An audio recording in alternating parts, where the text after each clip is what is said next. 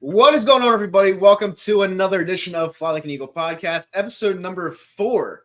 We are here every single week at 2:30, 3 o'clock, depending on our schedules. It is really miserable and shitty up here. We have a monsoon going on in New Jersey.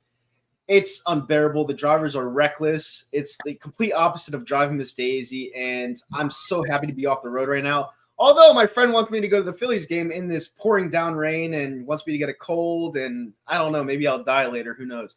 But with that said, we're back here. Scott Bolden, how you doing, buddy? I'm doing well. Like you said, I'm glad I'm inside. That rain last night definitely woke me up. It was raining like cats and dogs, literally. And I was driving into my job yesterday, hydroplaning all over 76 from the Walt Whitman to the Commodore Barry to the Betsy Ross. It's bad out there, so definitely be safe if you're driving and listening. Just stay home. It's who knows when we'll see the sun again. Say a prayer, seriously. And real talk for a second. If you're not going to stay home, if you have somewhere to be, please, for the love of God, know how to drive and don't text and don't put on makeup. Are you bad at being on your phone driving at all or no? No, I have a plant in my car, so it literally holds it. I can't text and drive. I think it's like worse than it's not worse than drinking and driving, but it's still pretty bad. No, I agree. And I always tell my mom, like, oh, well, we just need self-driving cars so that everyone can text and drive. And she gets mad at me when I say that. I mean, it's getting close. We're already with the AV. No, what is it? The what are those? The goggles, the Apple goggles, the vision VR. Yeah, sooner or later they'll go from 3,000 to like 1,000, so people could buy them. And the whole world's gonna be fucked at that point. So we'll come right up to your car, take over your steering wheel, right? And just you're good. You can text and swipe and post just away, relax. Right? Snapchat, right? Everything. It's like a plane at that point. But anyway, guys, hopefully you guys are safe and sound out there. We don't want anyone getting hurt. I'm also going to WrestleMania this weekend, which I'm really excited about. Yeah, I'm going on Sunday. I think it's like 6:30 it starts, and then I got tickets to go to the convention center. It's like WWE World it's in Center City, which I thought it was going to be at Wells Fargo. I don't know what just happened to my camera. It's zoning out. It's zoning out just like these drivers in Jersey. There we go. That's better. Yeah, so I'm doing that on Saturday, and I'm gonna see Roman versus Cody. Hopefully, see The Rock in person. So I'm definitely excited for that for sure. That's dope, man. It's gonna be cold as hell. You better bundle up for that one. Hopefully, it's not as bad on Sunday. I don't know. Well, I'll be in Florida, so what I heard is it's gonna be 35 and windy on Sunday, and it's gonna be 36 and not windy on Sunday. On Saturday, it's gonna be windy. Oh my goodness! Well, how the hell do the performers even perform in that weather? I was wondering that too. Obviously, this is so big, like it wouldn't be like postponed or anything. Now there is usually like a little like canopy, like actually above the actual ring. Mm-hmm. So it's not like the ring would get like downpoured or drenched. But yeah, it's definitely not ideal to say the least. I mean, maybe they'll have one of those flames just like spark up while they're performing, and it gets a little bit of heat on them. Please, no, stop. No. But with that said, guys, wouldn't be the first time a fire at Mania, though, for sure. Yeah, no, that'd be insane. With that said, guys, let's get to some birds. I know you guys have been waiting for us all week, so let's talk about it. Hassan Reddick is a Jet. I'm not happy about it. If you guys have watched the last shows, we did not need him. We could not have him leave the team, and he was the captain on defense, and it sucks. You know, my theory is pretty much standing right now, where how the hell do the Jets let Bryce Huff go out the door, not pay him when he's 25 years old, but bring in Hassan Reddick, who they're going to have to pay anyway. He was in the Super Bowl, and he's 30 years old. He's 5 years older than Bryce Huff, and they bring him in. And Mohamed Salah, what's his name? No, what's his name? Salah. I forget his first name. Mohamed Salah's a top player. Robert Salah. Yeah, Robert Salah. He brings in Hassan Reddick. Robert Salah. Robert Salah. Gotcha. he brings in Hassan Reddick, and the guy's a mastermind at defense. He has one hell of a player, one hell of a defense now, and they're going to do great things up there as long as Aaron Rodgers doesn't get hurt. So, yeah, but I don't know, man. I'm looking at our defense right now. I don't see a clear leader. I don't see a clear path. I don't see clear chemistry. I'm just all up in arms. I can't say I'm pissed because even if I said I was pissed, there's nothing I can do because Bryce Huff replaced Hassan Reddick and Josh Sweat is still here. And I just don't know what's going on. This is our fourth episode in, and I'm already getting to the level where I want to lift up my computer, throw it across the room. So I don't – it's going to be a fun year, man. I can't wait. Yeah, to piggyback off of what you said, Kyle, neither of us wanted Hassan traded for sure. We were both on the bandwagon where he's our most successful defensive player. 3 years in a row, double-digit sacks or whatever it is, 2 years here. And, they pretty much chose him over Josh Sweat. Josh Sweat is younger and was productive up until mid last year.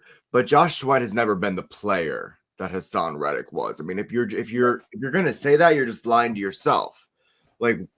Josh Sweat's not been like a cornerstone of the defense. Josh Sweat was I don't even remember. Was he like a 4th round pick? Josh Sweat. I mean, we always get things right here on the show, so I'll look it up before we say it. Yeah, look that up for me. And then Josh Sweat, I think, was a late round pick. That's what I'm saying. So he was I remember this one year. He was a 4th round pick from kind of just broke out of nowhere. He had I don't know, he might have had 8 to 10 sacks that one year when no one even knew who he was. And then he signed him as soon as possible. It's a great deal or whatever just to get him under contract. But I feel like they have high hopes for these defensive ends or these people that they draft that, all right, they have a great 7 or 8 games and now, okay, they're our starter for the next 5 years.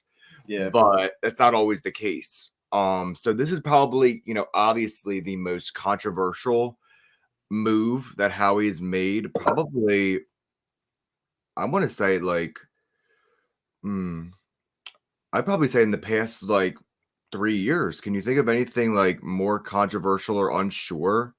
About a player, not a coach not coming back, or can't really think of anything. I mean, I don't think necessarily controversial is the word because Josh Sweat, he's been here the whole time and they wanted to keep him in house. But at the same time, going back to Hassan Reddick a little bit, the guy. That was my point. I'm can you remember a signing or trade that we didn't like compared to this Hassan Reddick one? Not really. I mean, maybe we're going way back before the Howie Roseman era, Nambi Asomugha, maybe. But man, I don't know, man. This is tough because Josh Sweat, he was crying to get out of here. He was crying to get money. He had 6.5 sacks last year. That's 5. What is that? 5.5? No, 4.5. What is that? 4.5 sacks less than Hassan Reddick had last year on a down year, and we kept him over Hassan Reddick. So I don't know, man. Like you said, this I don't get it.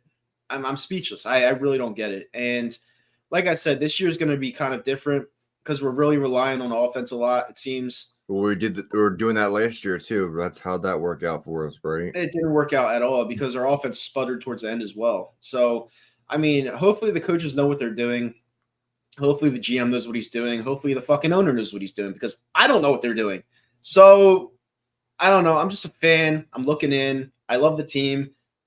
But right now they're pretty much going up Schitt's Creek without a paddle. So, I mean. To get into more of the details, obviously they traded Hassan Reddick to the New York Jets, like you said earlier, for a conditional 3rd round pick in the 2026 draft, which definitely surprised a lot of people. I believe if Hassan gets 10 sacks and plays over a certain percentage of the snaps, that pick can become a 2nd round pick in 2026. But I feel like this is weird. We usually don't see trades for 2 drafts in advance. Yeah. What are your thoughts? What are your thoughts on that? I don't know if we've ever even seen that before. I mean, what they got back for Hassan Reddick is absolutely disgusting. And not in a good way. you're getting back a conditional third round 2026 pick.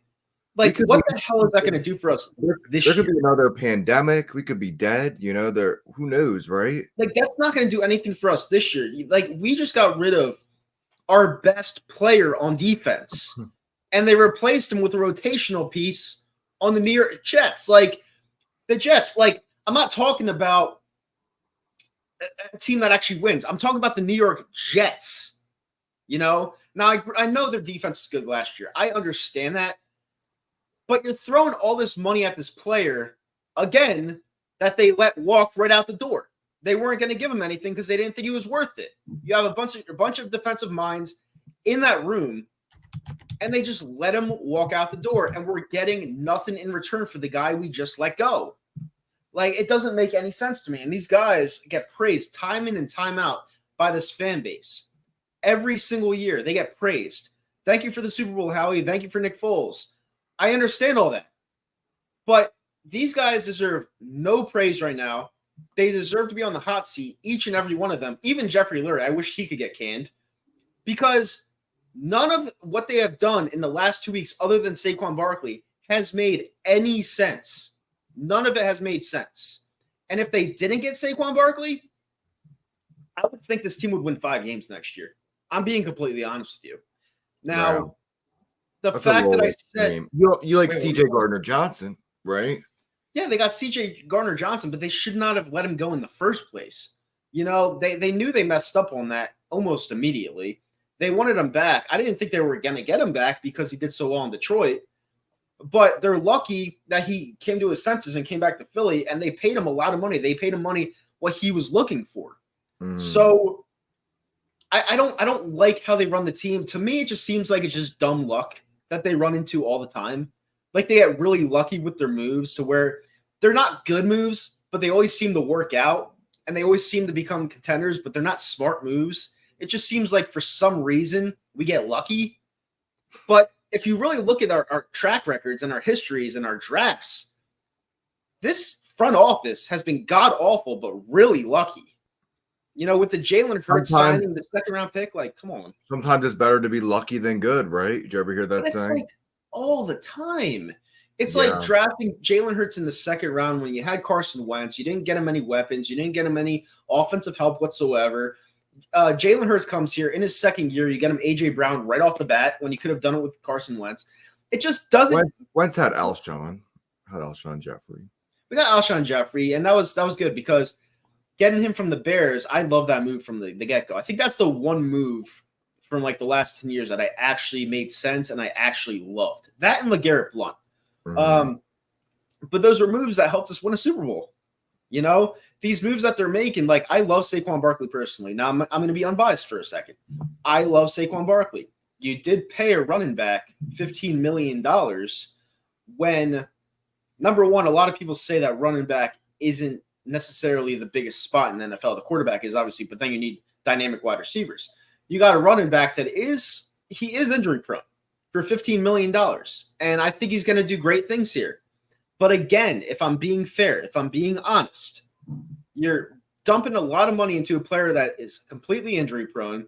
You're relying on him to stay healthy the whole year. And that's pretty much what your offense is going to run through this year. Now, that's another example of, can it be dumb luck? I hope so. I really do, because I love Saquon Barkley. But in a way where you're trying to put things together, trying to put a Super Bowl team together, you let your captain of your defense go and you sign a running back who's injury prone. It's another example of things that just don't make sense because you're not replacing your holes. I will say that, if the Eagles didn't sign Saquon, somebody else would have, and that most likely would have been the Houston Texans. And the Texans are also in the news today as they just traded for Stefon Diggs from the Buffalo Bills. Just to piggyback off of that and backtrack, does the Stefon Diggs trade make you feel any better about the Hassan Reddick trade? In what way? Just that, first of all, let's be honest, Stefon Diggs is a little bit better of a player than Hassan Reddick, I would say, or just kind of like another level of like superstar. And they just traded him for a second-round pick in next year's draft. So just to like see this type of trade like happen. Well, all right. So if you Doesn't want make me to it give go an any example, better. all right. So if you want me to give an example of that, it's two crybabies that asked for the way out and they got it. So I mean, does it make me feel better? Not necessarily. It makes me feel like these players have a lot more say than the owners and GMs today. And to me, I think that's a bit of an issue, only because the owner is supposed to get the last say, the GM is supposed to get the last say. The player isn't supposed to determine where they want to fucking go. Like, I'm sorry. It's becoming like with all these NIL deals in college and getting paid, I'm completely okay with that, by the way. But at the same time, when a player like James Harden in basketball asks out and he's going to sit out until he gets his way and he finally gets his way, it's like giving a kid in a grocery store exactly what they want, even though you don't want them to get it because they're crying, they're pouting, they're moaning, and you're letting them have their way. The players aren't the ones running the business. They're a part of the business. They're not running the business. And the fact that you're giving them everything they want when they're under contract is a major problem. And it's happening a lot. Isn't that just like the NBA? It's like every sport. It's not only sports, it's work life. You know, when people are under contracts and they don't want to fulfill that contract and they want out because they're not getting paid more than what they signed up for and they get their way, that is a bad turn in society everywhere. You know, everyone is getting what they want when they're contractually obligated to finish it out. And it just doesn't make any sense to me. You signed for that deal. You signed for that amount of money. Finish the goddamn contract. Like, I don't understand these people that just let players out of contracts because they're upset. I don't understand it. It's poorly ran businesses. And the last two trades, Hassan Reddick and Stefon Diggs, shows us where, unfortunately, the world is heading. And I didn't want to go into that conversation, but, you know, the people are now running the prison. It's just how it is. I think there's a lot of different, obviously, mixed opinions about that. It's like, should the teams and the owners and the GMs still have like 100% autonomy over the player? Yep. It obviously probably shouldn't be where it is today, where pretty much the player says whatever they want and they get whatever they want. But I don't think the team should have full control over the player as well. If that makes sense. I agree with that. I think there should be a balance, but like, these contracts are made so it works out for both parties. Now, it might work out a little bit more for the owners. Well, that's why everyone signs a one-year contract now. There is barely any long-term contracts. Right? Because the thing with contracts are people bet on themselves. I'll give you an example. So Aaron Judge of the New York Yankees. All right, they wanted to pay him 7 years, $240 million. That was the contract they were going to give him before he hit the 62 home runs in the season. When he did that, he bet on himself. He was playing under his rookie contract. He bet on himself, and they ended up paying him 9 years, almost $400 million. So that is the reason why there's not many long-term contracts signed, because look at Bryce Harper. He already wants an extension because he feels like he's getting underpaid based off of what other players are making now, you know? And the things with contracts are, you have to be smarter in a business sense. You can't just look at the number and say, wow, that's a lot of money, because number one, inflation's going sky high. The value of the dollar is shitty now. So that contract that you just signed is going to be double in 2 to 3 years. So to your point, that is why people don't sign long-term deals, because they know they're going to get a lot more money down the road and they know somebody's going to pay it. So now, it's a big problem. Now, Howie is usually known for, signing people up quick off of like a small body of work for like under market value. Do you agree that that is still the way to go? Or like, because they signed Wentz. I mean, obviously they've signed Hurts rarely quick. Look at like a Lamar Jackson situation that took over a year. Obviously I still think Hurts is a great quarterback, a great player. But just in general, like, do you think it's going to continue that way of like, we just sign people to under market value with like a smaller body of work compared to like other teams? Yes. I think that's exactly the way business is ran, especially today. because these quarterbacks, like let's just talk about a decade ago. These quarterbacks are making half of what they're getting paid now. You know, you sign Jalen Hurts to 200 and something, 50, whatever fuck it is for 4 years. He's getting $51 million a year, and that could shoot up to $75 million a year if we didn't sign him when we signed him, especially if he keeps performing at the level that he performed at. You know, because a lot of people don't understand something. Just because you think it's a lot of money doesn't mean that it's a lot of money to these owners and front offices. Like $250 million spread out over 4 or 5 years is not that much to these organizations. Like they're billionaires. And, you know, that's what the players are running into. The players are understanding that, you know, the NFL is not a long league. You're not going to be there for a long time. So you might as well make Not for long. No, not for long. Exactly. You got to make as much money as possible while you can in this league. And they're starting to realize that these owners have money. So they're taking advantage of it. And these contracts are going to get even bigger, even longer. Well, not longer, but even bigger with shorter years. As long as the cap keeps going up, who cares, right? It's ridiculous. Yeah, it's crazy. Yeah. I think we had what did the cap jump up to this year? I think it was like 25 mil more or 30 more. Yeah, let me look up the total cap real quick. Hold on one sec. But yeah, I think it always usually jumps up, 20. So the total cap per team was 255.4 million per team, was an increase of 30 million per team. 30 mil. Okay, yeah. So that's going to go up every other year or possibly every year from here on out.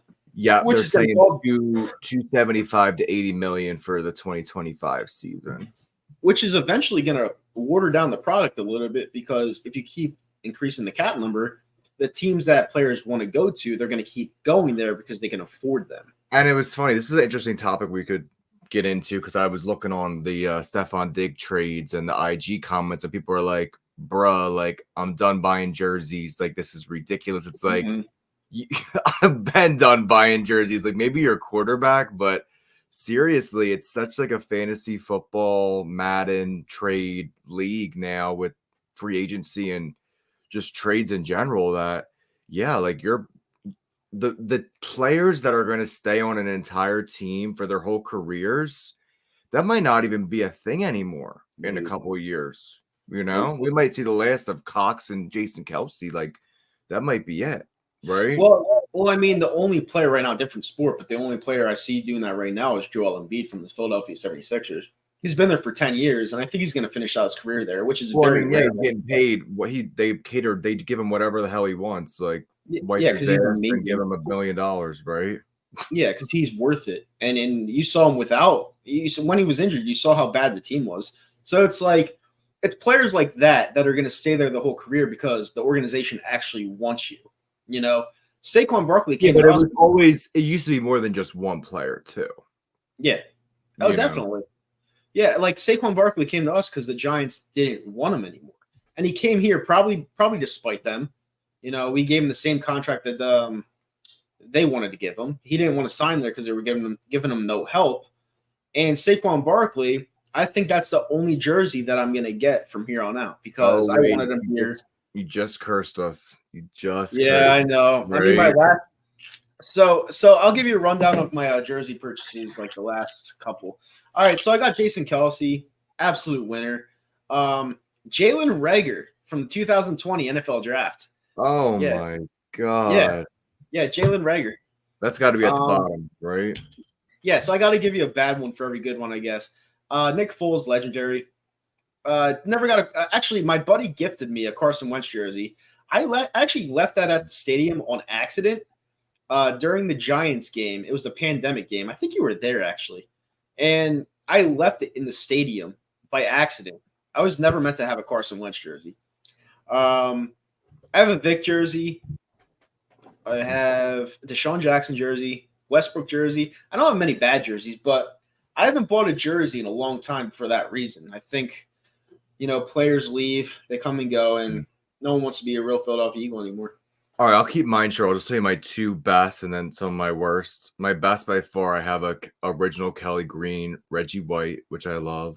And then I have a Brandon Graham, which I bought like years before people even knew who the hell he was. Yeah.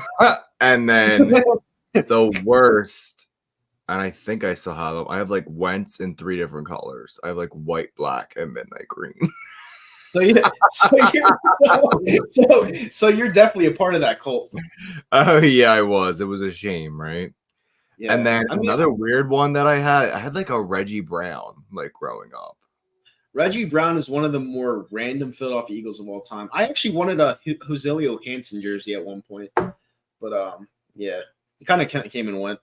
Yeah, those were like little talk about cult Eagles players that we just I don't even know. Why you just hype up even though they're not very good? Became nothing and didn't play anywhere else. And then in the league, they didn't go anywhere. Sheldon Brown almost decapitated Reggie Brown, and then he just stopped playing. I know Sheldon Brown. Now that's a name right there. Yeah, I liked him, but he went downhill really quick after that. So yeah, the moral of this story is don't buy jerseys unless it's like don't buy jerseys. Period. Unless it's like I don't even know. Yeah, unless you're like Joe Burrow or Patrick Mahomes, like I don't know. Right? Or get like a legendary jersey, like a Kelsey or something like that. Exactly. That's what the IG comment said as well.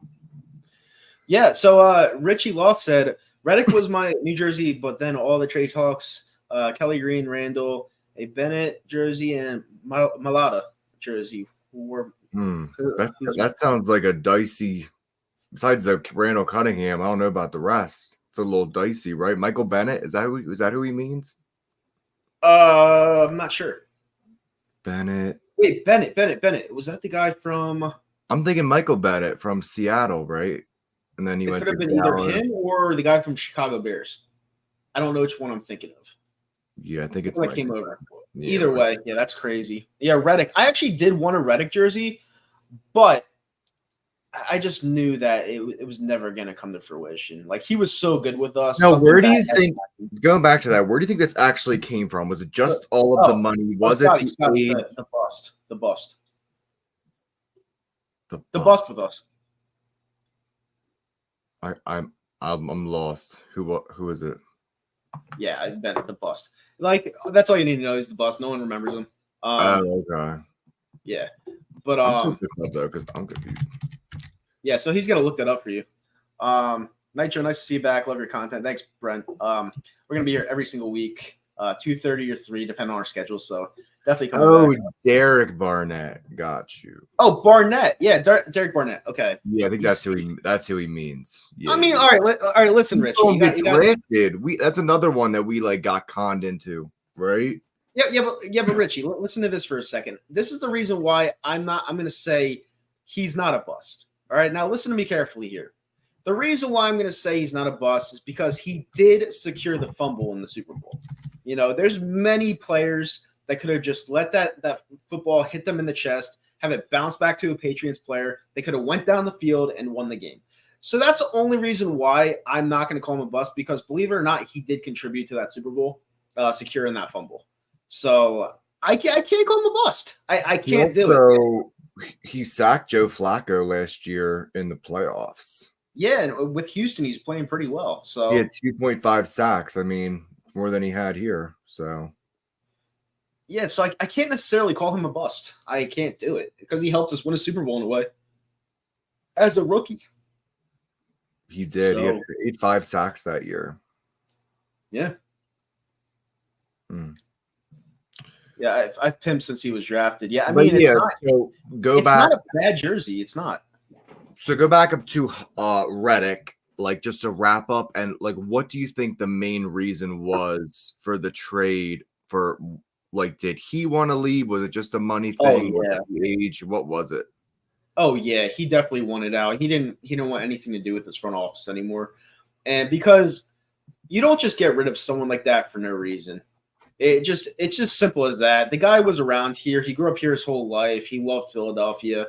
I mean, he's not going far away. He's going right up the turnpike. You know, so he still wants to stay local, but he wants to be with a team that wants him. You know, he didn't feel wanted here. And at the end of the day, Howie Roseman saw that, and they let him go. That's how I view it. I think so too. Only thing that scares me, kind of going back to the Bryce Huff thing, Mhm. So Jamal Adams was traded from the Jets to the Seahawks, and now he's actually a free agent at 28 years old. I know he was injured. I don't know if it was last year or the year before. Jamal Adams? Yeah, he's a free agent. Wow. Did that just happen? He was released. No, he was released back in early March, like March Still a 5th. free agent. So it's like, what? Like, did the players just from the Jets just like go to die, or like, it's my only concern. Like, why is this guy not on a team, right? There must be something wrong with him internally. Yeah, I don't know because he was really talented back in the day. Yeah, he was, and then I think they traded like a first round pick for him, right? Like to Seattle Yeah, did. no, they got a lot back for him. The Jets actually killed that deal. But so Choplet asks, how do you think Carter will play this year? Jalen Carter? I think he'll play well. He showed sparks of brilliance last year. He obviously hit a rookie wall, but I think he'll play well this year. I don't see how he completely falters down the stretch. You know what really sucks, and I always say this all the time. Whenever someone comes to the city of Philadelphia, they don't play up to standards because I believe the city's cursed. Jalen Carter looked to be a Hall of Famer in his first year, the first, 10 weeks of the season. And then it looked like he just stopped playing. I just feel like we took every single Georgia Bulldog from that championship team, it seems. And they all look like meh players. It's fucking weird, man. Like, it really is. We passed over Kyle Hamilton, who's probably the best safety in the league, for Jordan Davis. And it just seems like we can never get it right for whatever reason. It just, I don't know what it is. Like, this draft, they really need to nail it, but I know they won't. So it's like, I know we're going to talk about it soon. It's this team just has me in a whirlwind 24/7. It just fucking sucks. Now, as far as the defense goes, are you like, I feel like we're waiting for Nakobe Dean. Like, what's your opinion on Nakobe Dean at this point with the injuries and just, again, I feel like they want us to put our hope in these pieces that haven't really done much, and we have this like false narrative that they're like a starter, but like, are they? Right? So I'll go back to what we did with Casey Matthews back in 2011. Oh God, that's not a good comparison. All right, so it could be. So I'll go back to it. All right, so we drafted Casey Matthews from Oregon in the 5th round back in 2011 because we wanted him to be like his brother Clay Matthews in the Green Bay Packers. We started him immediately in middle linebacker, and it was not fair to him because he had no talent whatsoever at the NFL level. None. Zilch. Just nothing. And we started him like week 1. We started him. We said, yes, that's our guy because you're going to be like Clay. It never works out like that. So comparing him to Nakobe Dean, everyone saw how he played at Georgia because that defense was so great. They won a national championship. And they're completely forgetting that the guy is 220 pounds. And in the NFL, you cannot be built like a tight end. You can't. You got to have some muscle. You got to have some build. You got to have some quickness with the build. If you don't have it, number one, you're always going to get injured. And number two, you're always going to get ran over. So Nakobe Dean cannot play linebacker on this team. I'm sorry, guys. He just can't. He can't. And So that's not just my opinion. That's a lot of people's opinions. I'm just the one that says it like out. He's not a linebacker on this team. Like, you could put him in a different role maybe, but you got to have some big, beefy motherfucker. Like, just, you have to have someone big, and he's not big. Sure, he could tackle, but he's going to get injured, and we're going to lose him. So what's the point? Breaking news from Kyle Meager right there, Nitro Freak. Seriously. Mm-hmm. Now, I guess I don't really have another middle linebacker. They brought in Devin White.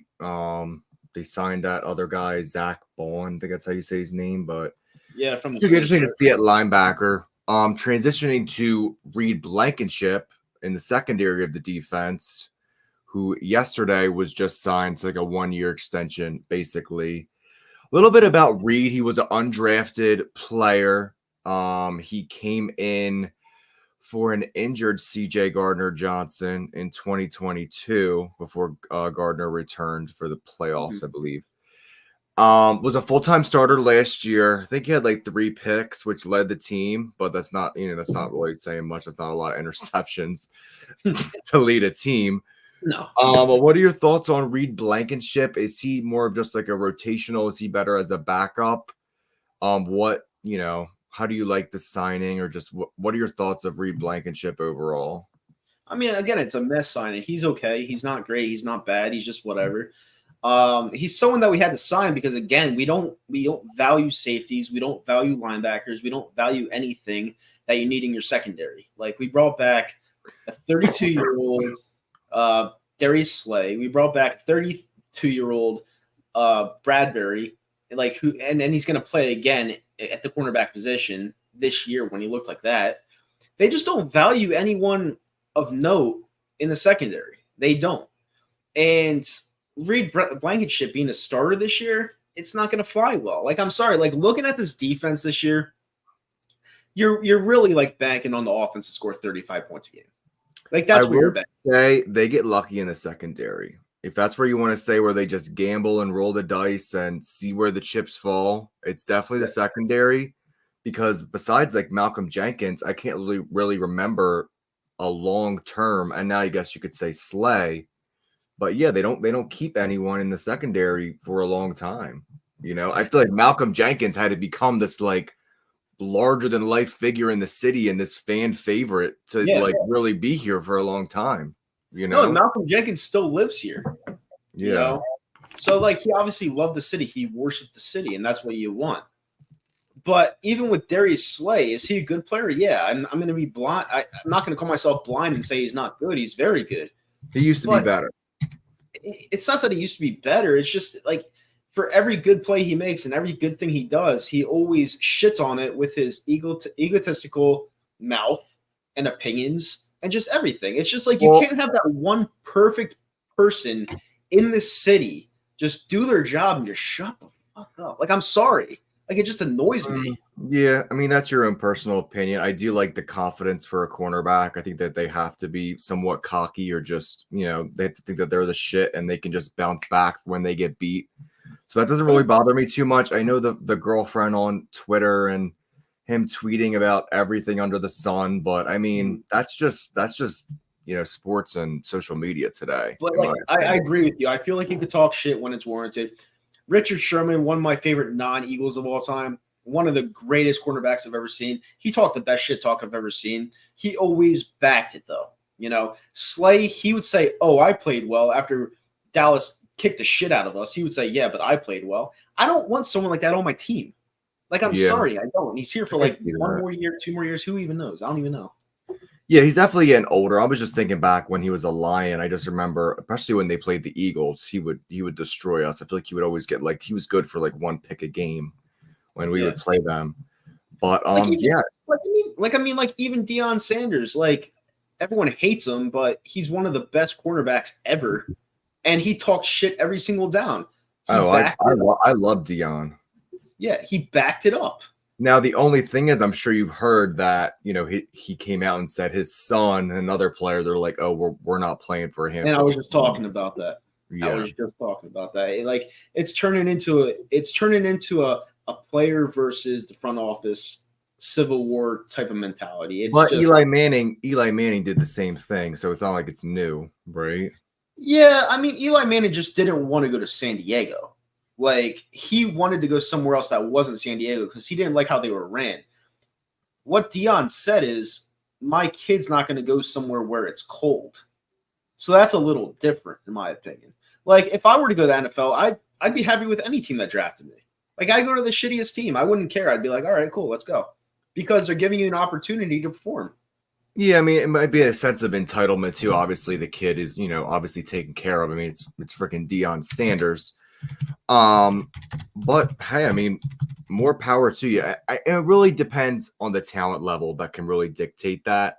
I mean, if this kid is really going to be the second coming of Deion, I mean, that's insane. Like, who wouldn't want that player on their team? I mean, there should be a bidding war, or, rightfully so, or what, I mean, that's a generational talent. That's just. Oh, yeah. Well, if we're talking about Shadur Sanders, the quarterback from Colorado, I mean, Like, yeah, he's good. I've seen his clips. I've seen him play live. He's good. But can he play at this level?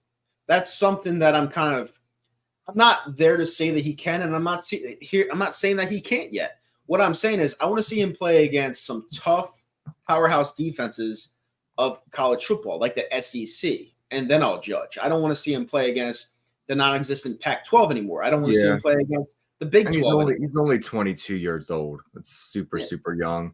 Now, the worst case scenario I would, is if he goes to Dallas and is Dak Prescott's ultimate replacement. Could you see that happening? Well, he would have to get past Trey Lance first. Oh, come on, stop. I mean, they get past Cooper Rush too. Cooper Rush. I mean, they didn't get Trey Lance for nothing. Trey Lance was a second pick overall in 2 years ago. So, I mean, they got him for some reason. Stop it. Stop. Oh, my goodness. So, yeah, Richie on Twitter said Sanders can play in the NFL. He'd be like a Taysom for New Orleans. Well, but that's the thing. If you're going to be like a Taysom for New Orleans, though, you're not going to be like the first pick overall. No way. So, yeah. I mean, again, like he's only 22 years old. He still has time to develop in college. But I mean, I guess he would probably declare next year, maybe, or no? Yeah, 100%. Yeah. So. Yeah, because he played at Jackson State his first couple of years. Then he played first year. Then he played at Colorado the second year. And then this year he's going to play at Colorado. And honestly, I don't think we've realized just how much the NFL has changed before our eyes, because quarterbacks, you have to play right away and you have to be good or we're moving on. Like, it's literally insane. They don't even get 2 years anymore. Like, if you get 2 years of like really bad play, it's kind of like the rarity we've seen. Look at Justin Fields, already gone. He was hyped up his rookie year. And I guess, was he there 2 or 3 years? I can't remember. But the guy had talent. Like, remember when he played the Eagles in 2022 against the Bears? He definitely stood out during that game. Now, of course, he wasn't the best thrower of the football, reading defenses, traded to Pittsburgh. But, like, I don't know. Someone with that type of talent, you're just going to give up on? Like, I feel like they should have done more to bring in like a new offensive coordinator, new head coach. I mean, I feel like quarterbacks are becoming replaceable in a way, which we always were taught like a quarterback's talent, you have to exhaust that, try and get everything out of them.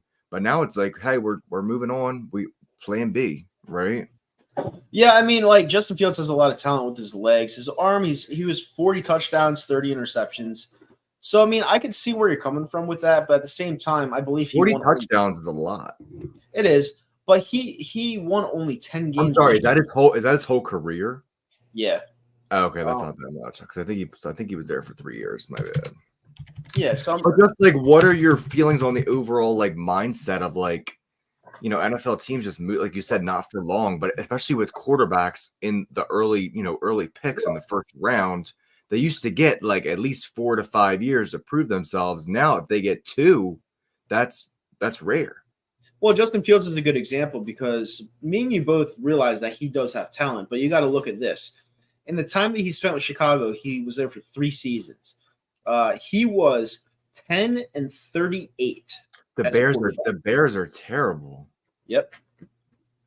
So I don't know if I want to place all the blame on him. Definitely deserves some of the blame because look at C.J. Stroud. The Texans were terrible before he got there. Mm-hmm. Now I love DeMeco Ryans. That's why it's still a team sport, the NFL.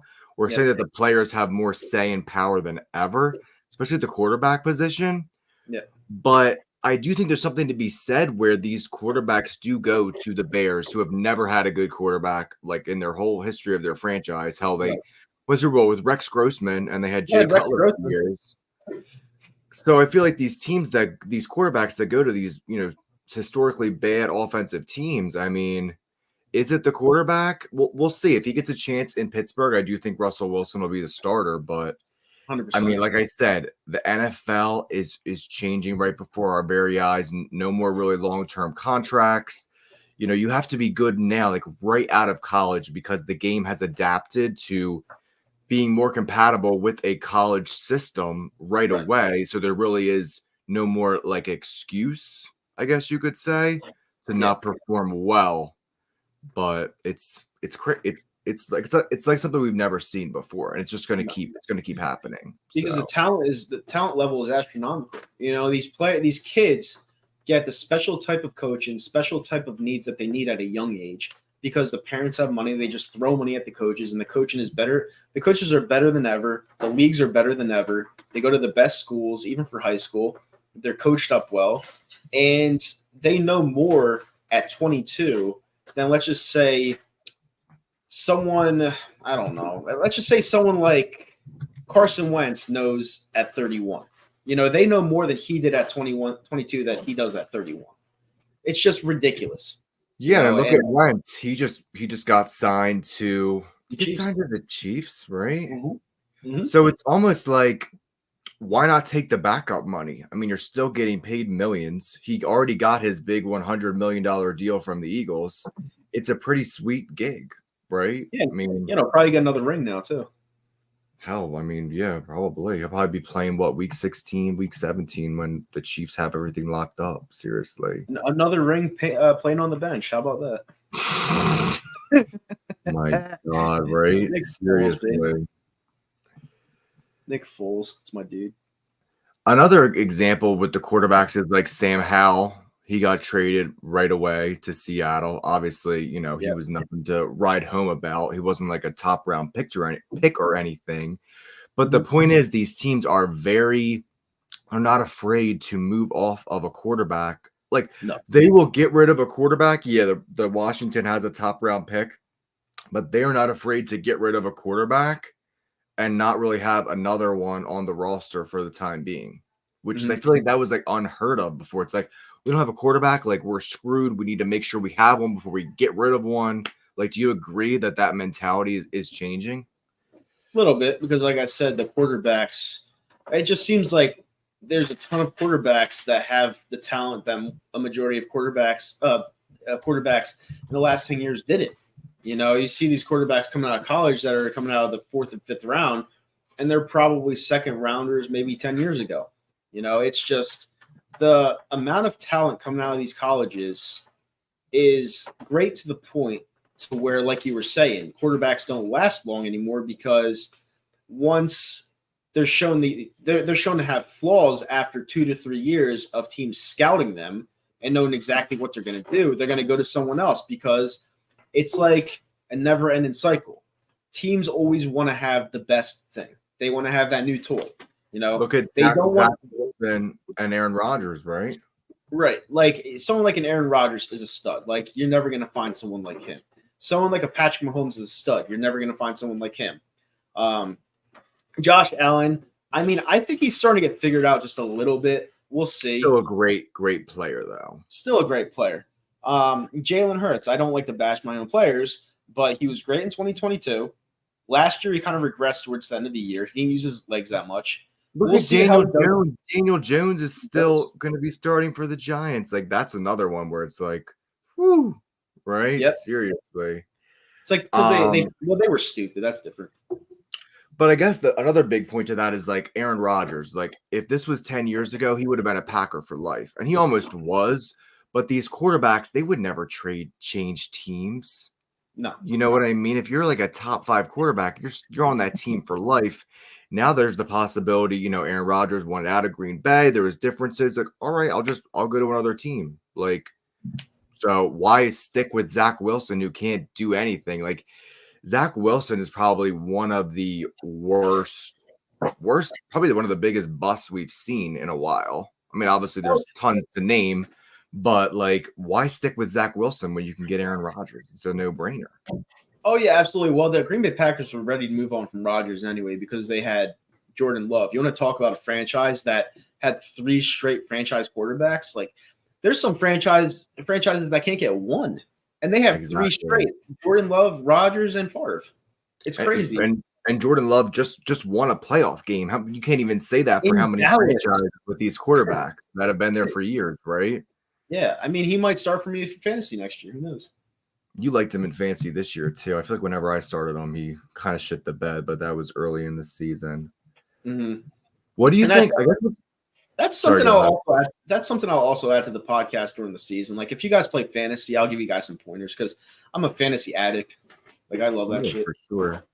I kind of like this theme that we're going at, just talking about random moves and different teams and such, because it's obviously been a little bit of a slow week with the Birds. What are your thoughts on Kirk Cousins to the Falcons? Great move. And the reason why I say great move is because the Falcons have so much potential on their talent on their team that all you need is a quarterback like Kirk Cousins. Now, do I think that they're going to win the Super Bowl? Do I think they're going to get to the title game? Not necessarily, but you got to look at their quarterback that they had last year. They had Riddler from Cincinnati. They had Matt Ryan a couple years ago who was completely washed up. Who was the guy they had before that? I'm not even remembering, but Riddler was their last one. Kirk Cousins is that guy that is a little bit more than a game manager to the point to where he could get the ball to Pitts, who was honestly up until this point a bust of a 4th pick overall in the NFL draft. You're going to see his talent flourish with him. They have Bijan Robinson, who love Bijan, and they didn't even use him absolute midway through this season last year. They barely used them. Yep, Talk about absolute fantasy. stud. And they have all these weapons that they need to use, and they will use now with Kirk Cousins. I think the Falcons are going to win 10+ games next year. They're on track to do so. So I think it's a great move for them. Yeah, there's a hot take for sure. Yep. How familiar are you with some of these, the top quarterbacks like, Caleb Williams, JJ McCarthy? What are your thoughts on them?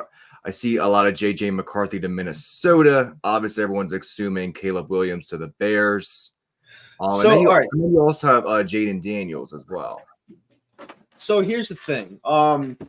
Caleb Williams, I believe he has a lot of potential. Like I've seen a lot of Patrick Mahomes out of him actually, but I don't like where his head is right now. Like I don't like USC talent, if that makes sense. I don't think a lot of good comes out of USC. The last good talent that came out of USC was the wide receiver on the Lions, Amon-Ra St. Brown. Don't forget about Nelson Aguilar, right? Yeah, Nelson Aguilar. Yeah, but no, Amon-Ra St. Brown was the last good player to come out of there. That was like a couple years ago. But quarterback-wise, I can't really remember. And Caleb Williams, he's a very emotional person, so I don't know how that's going to hold up well in the NFL. I don't know if I'd say I'd stay away from him because he has a lot of talent, but we'll see on that. And again, he's going to the Bears, and we know the Bears, they're just not an offensive team. Yeah, exactly. And who do you think has more talent coming out, Justin Fields or Caleb Williams? Caleb Williams.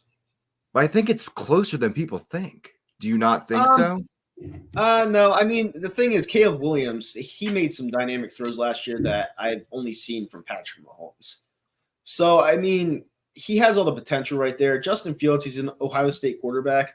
And a lot of Ohio State quarterbacks don't have a good track record other than CJ Stroud, obviously. But I don't know, man. Like he had enough time to really put on a show for Chicago. Now, granted, it's not all of his fault, but 3 years is enough to where if you're not winning with the team, sometimes you do got to move on.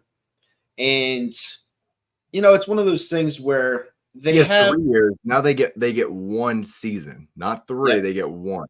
Right. And the Carolina Panthers are given the Chicago Bears their picks. So basically, in essence, they get a free pick. They could have kept Fields. They could have kept Fields and traded away that number 1 pick overall. But they chose to keep Caleb Williams, and we'll see if it works out for them. Now, getting on to JJ McCarthy, I don't know what he's going to be. Now, my common sense tells me, based off of how good that Michigan team was on defense and offense, I think he's a product of their system, and I think someone's going to reach for him like the New York Giants. But I don't know. It's too early to say. I just don't think he's one of the better quarterbacks in the draft. I would actually go Drake May over him from UNC. But Jaden Daniels, in my honest opinion, Jaden Daniels is the number 1 quarterback in this draft this year. Whoever gets Jaden Daniels from LSU is going to have an absolute stud. This guy has the talent of a top 5 quarterback next year. Book that one. And you like that? I mean, I could see him going to Washington, which would obviously suck for us, but pairing him with Cliff Kingsbury, their new offensive coordinator. I mean, that's interesting. You could say, I guess. I mean, he'd be the perfect pairing with Cliff. I mean, Yeah. yeah, I mean, Washington has to turn it around eventually. Do I think they're going to pick Jaden? No, I don't. I think it's going to be a team that historically can win if they really wanted to. I don't think it's going to be the Washington Commanders. I really don't. So I'm looking on the latest mock draft. It's NFL.com. Obviously, we know the Eagles pick 22 overall. Right. And they have the Eagles taking Nate Wiggins, the cornerback from Clemson. Now, all right. So this is I'm not sure how familiar you are with him, but I think he's only like 173 pounds, super fast. And obviously we know corner is the biggest need. We talked about this on the podcast before that we would love to go corner, but I don't know. Like I am so tired of not having a 6'1", 6'2" cornerback. What are your thoughts on, smaller versus bigger cornerbacks? What's better? What do you like? Well, I mean, me. I'm not really a stats guy. I go by the eye test. But on Clemson, a team that was kind of like iffy the last couple of years, he had 60 in his 3-year career. He had 60 total tackles. He had 3 interceptions, 2 touchdowns for like pretty much pick sixes, and 2 forced fumbles. So I don't know where they see that based off of stats, why he'd be a top 22 pick. But I want I don't know. Kool-Aid because Kool-Aid he has good size, and that's really what I Kool-Aid at care Alabama? about. Yeah, I really want Kool-Aid because again, I want a bigger cornerback to match up against a CeeDee Lamb. What about the kid from Iowa? Who are you talking about? Corner? Yeah. Talking about corner. 1 second, I'll look him up. Yeah, I don't know his name. I forgot his name, but I'm talking about the kid from Iowa cornerback. I'll find it real quick. He might be going a little bit sooner in this draft than some mock draft. Cooper DeJean. Oh, okay. Another great name. Yeah, we were talking about him last week. I mean, yeah, for sure. Again, as long as you have that size to me, so I don't want a 5'10", 170-pound corner. I don't know. I'm just over that type, and I just think that CeeDee Lamb, the best receivers in the league. I'm trying to even think of receivers right now. Yeah, can't like Stefon Diggs, whoever. I don't know. I'm tired of the smaller quarterback. I don't think they can win against these elite receivers. And again, Darius Slay is 32. We don't have any cornerbacks in the pipeline. I know you brought up Isaiah Rodgers. Obviously, he's still just a mystery. It's a nice depth piece. Hopefully, he can be a surprise. But this pick, this needs to be a cornerback for the next 10 years. Like we need that so bad. We really do. I agree. I mean, I don't know who they're going to pick or what they're going to pick. Like I said, I'd be cool with cornerback. I'd be cool with Brock Bowers. I mean, honestly, I just don't want them to go and draft another defensive lineman, which you're probably going to do. I think that would be kind of underwhelming. But at the same time, it's just what they do. We don't know what they do, but they always. We know they're not taking we knew they're not taking a tight end in the first round either. Well, the only tight end they would take is Brock Bowers. Richie on Facebook says, I think people are sleeping on Penix and Nix. All right, so Richie, this is gonna be the first time I'm not necessarily disagreeing, but I'm just gonna say this: Penix. I'm a Rutgers fan. My team sucks. So Penix. I saw him play at Indiana. Now, he looked great on Washington, but Washington had a lot of talent, and they played in a less competitive conference. I think Penix can be good. I just don't think he is what he's shown on Washington. I think he's more in between of what he showed on Washington and Indiana. And he did get injured a lot at Indiana. So I wouldn't go there. As for Nix, I think Nix is going to be a bust. I can't go with Bo Nix. He started his career at Auburn, and I just don't think he's a guy, especially playing 5 years redshirted. I don't think he's a guy that'll be able to get it done in the NFL consistently. So I'm out on. I'm not saying I'm out on. I see him being like a third round pick. I see him being like a third round pick. What about you? Yeah. But this is a pretty heavy quarterback draft, which we haven't really seen in a while.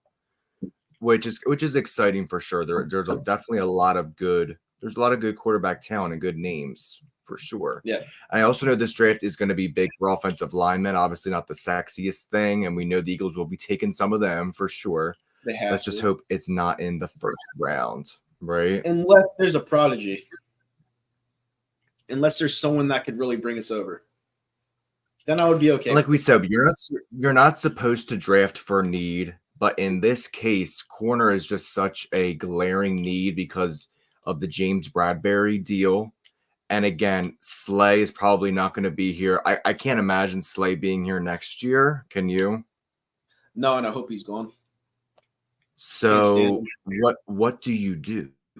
Like, I think the last corner we took high was Sidney Jones, which obviously that was a bust. Terrible. I mean, it was a good gamble at the time, but I mean, we were kind of stuck in no man's land with that pick because it was either him or Joe Mixon, and they were never going to pick Joe Mixon. So, I mean, they went with the guy. They put him on the shelf. He was supposed to be a top 15 pick, and he just never flourished here.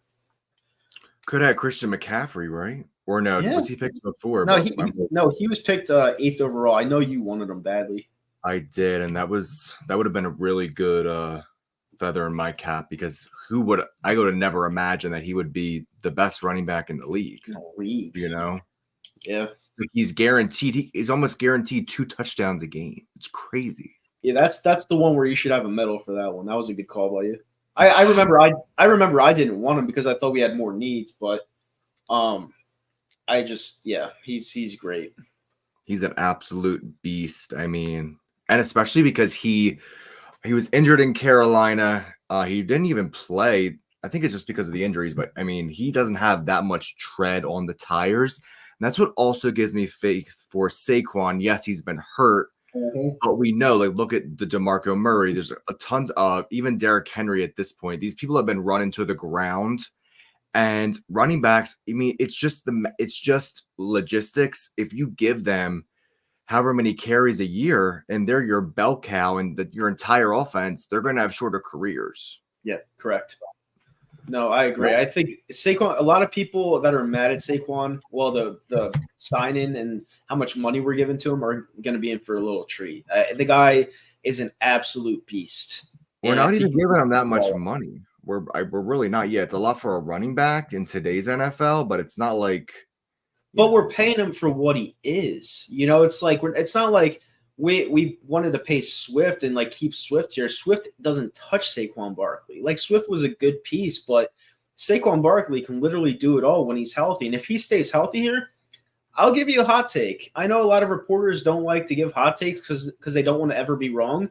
I don't care about being wrong. I want to be right, and I want to be better than everyone else. So my hot take here is if he stays healthy, he's going to have close to a 2,000-yard season on the ground. Love that. I mean, look how good DeAndre Swift did, and we barely gave him the ball. Seriously. Yeah. Behind this O-line. Another good positive for Saquon is he's only 27. He just turned 27 in February. 5 years.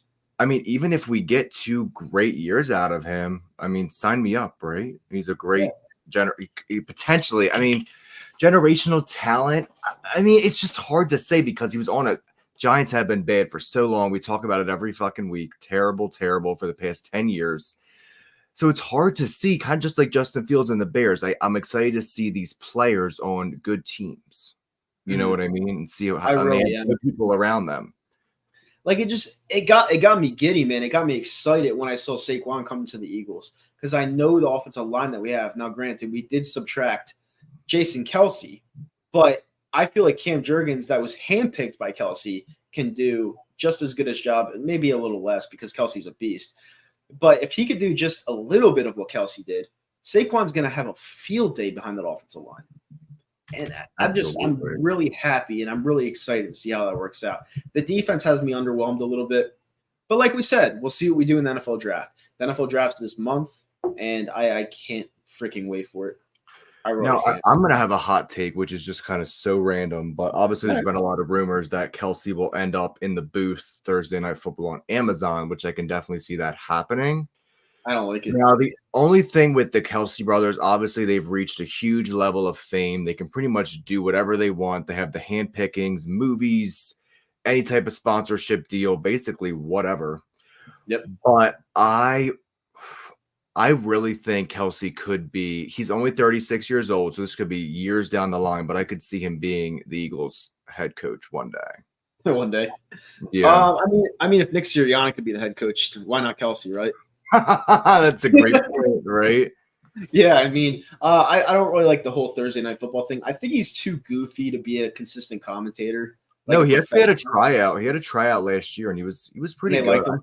You'd be surprised. He was very, analytical. Just, I mean, obviously, he knows the game better than anyone. Who knows the game better than Jason Kelsey? So, Yeah. yeah, I think he's very like even two-dimensional three. I think he's such like a entertainer, performer, great player that he knows how to be in that circumstance. Right. Obviously, I think if he's a commentator, he's not going to be taking his shirt off. But who knows? I mean, why not? Well, you never know, right? He and then Richie on Facebook said at least he could be an O-line coach. I mean, he would start probably somewhere like that, and then I could just see it because he's so beloved in this city. He's probably the greatest Philadelphia Eagle ever. Like all things considered, like personality, likability, play on the field, just everything. I mean, I think it's him and Brian Dawkins. I think he's right up there. Mm-hmm. Yeah, no, I agree. I mean, you got Reggie White there, but he went to the Packers, so. And you know what else it is too? Because he won the Super Bowl. And, as much as you love Nick Foles and we're all thankful for Foles, he was a backup. So it's like we can't, we're not going to think about Foles with the Super Bowl. We can't just all right, he was the best Eagle during this run. It's Jason Kelsey because he was here. Does that make sense too? Yeah. Yeah, no, Jason Kelsey, I mean, wearing the Mummers outfit, everything that he's done for the city, the speech, and, he's definitely going to be missed. And he's free to come back whenever he wants. I'm sure his jersey will be up in the rafters one day. He's definitely, other than Nick Foles, like you said, everyone knows my favorite Philadelphia Eagles, Nick Foles, but he would have to be a close 1B. Like, I won't even put him second. I'll put him 1B right next to Foles because. Where do you put Dawkins? You don't have Dawkins. All right. So I went to the Hall of Fame speech with you guys, obviously. I'm not as big on him as everyone else was. I'm just not. Really? I mean, I thought. Stop. No. I'll understand. I'll explain. So I thought he was a really good player. I thought he brought the intensity to leadership. He wanted to kill people when he went on the field, and he was a nice Christian man when he was off the field.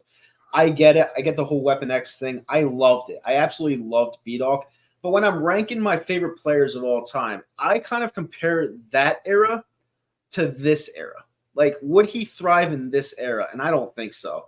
The way that he would hit players would be a penalty probably every single time. What does that mean? Every era is different. No, I mean, I just compare eras. I just do. I mean, Jason Kelsey could play in every single era. Nick Foles could play in every single era. Well, so could any offensive lineman or quarterback. I mean, defensive player up. In my opinion, I think he helped change the culture of the Eagles to a winning franchise. That's in my opinion. Yeah, but when he tackled, I hate to say he never wrapped up when he tackled, but you're really nitpicking. You're being disrespectful right now. I'm trying not to be. I'm honest. I'm honest. All right, fine. I'll put him top 6. How about that? Top 3. To put top 3? Especially from 2000 and now. I mean, we're not going to go back to what the hell is his name? Steve Van Buren. But yeah. I mean, I didn't see him play, so. Yeah, so I guess we can close out the show. Let me see if I can do my top 5 ranking. And I guess I want to do I'm not going to really say I didn't see Reggie White play. I didn't see Randall play. So I'm going to do my lifetime. I started watching the Eagles 2002. Number 1 is Brian Dawkins for me. Oh no, I'm going to have to put Kelsey 1, Brian Dawkins 2. Number 3, and I'm just going to do this based off of just pure talent and just for me, I think I'd have to put Deshaun Jackson number 3, just because he's something that the league really never saw before. Obviously, you have Jerry Rice, who played for the Vikings. His name's escaping me on ESPN. Oh, Randy Moss. Randy Moss. Chris Carter. Randy Moss. So Deshaun 3. 4. It's kind of tough now when you really. Ooh. I honestly 4. I know he didn't even play here that long, but Terrell Owens, just how freaking good he was for that long. And then number 5. I guess I'd have to give it to Nick Foles because he won the Super Bowl. I was going to say McNabb. You're gonna say Donnie. I was, but so that gives me Kelsey, Brian Dawkins, Deshaun Jackson.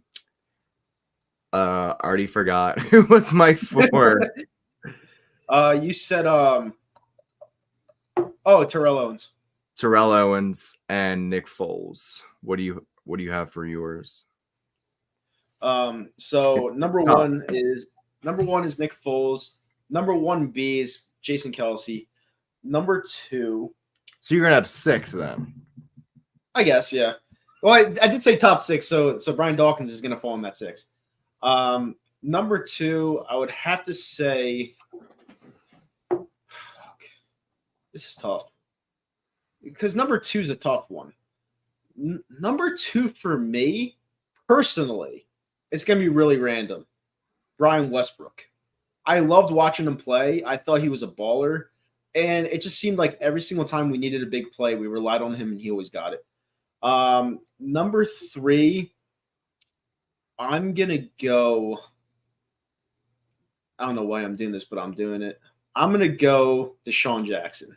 Yeah. Just because of how little he was, and he played like he was 6'5", and he was just an absolute beast. It was so exciting to watch, and it was just electrifying. It really was. Yeah. Number 4, Malcolm Jenkins. Number 5, Brian Dawkins. Number 6, Donovan McNabb. Okay. Okay. I do like Jenkins for sure. Super Bowl. No, I think it's a great list. You really can't argue. Again, I would just have Dawkins higher for sure. And You're then just like my one friend. He loves Brian Dawkins. I mean, I liked him too. I didn't love him. I mean, I showed my respect by going to his Hall of Fame induction ceremony. I just didn't love him like everyone else did. I thought he was a very, very good player. Do you feel like you're a little recency bias? Like, are you not taking into account like those NFC Championship runs and because like I do? I remember him like he's one of the all-time best. But are you remembering him a little bit later on in his career, or are you taking the whole body of work? No. I remember when he literally almost killed Algie Crumpler against the Falcons. Like I remember that hit. You know, that's a hit that today would be penalized.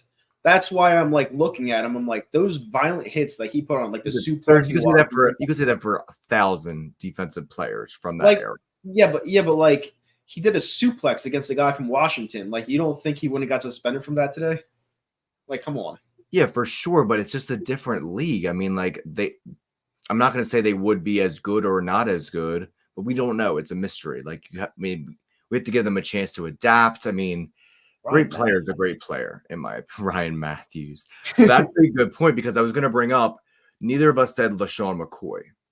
Now Shady was here from 2009 to 2014. I really think it's unfortunate the way that Chip Kelly traded him away, and that kind of just left a bad taste in everyone's mouth. But he was one of the best, if not the best. Him and Adrian Peterson were the best 2 running backs for that brief period of time when he was here.